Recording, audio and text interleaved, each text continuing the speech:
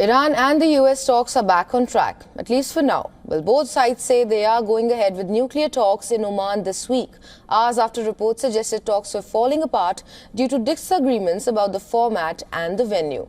Reports say US had initially rejected Iran's demand to change the original plan to meet in Istanbul and threatened to walk away.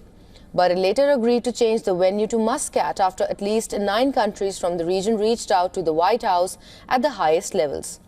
According to Axios, currently only bilateral talks on the nuclear issue are planned in Oman.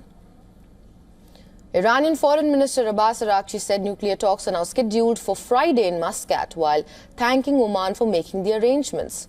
A White House official also confirmed the meeting.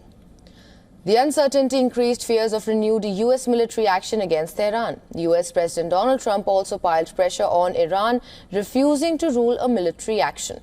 Trump in an interview said Iran's supreme leader should be worried. Should the supreme leader in Iran be worried right now? I would say he should be very worried, yeah, he should be. As you know, they're negotiating with us. I know they are, but the protesters have said, you know, where are the Americans? You promised them we would have their back. Do we still have their back? Well, we've had their back, and look, that country's a mess right now because of us. We went in, we wiped out their nuclear. So that's the question. If we wipe them out, peace in the Middle East.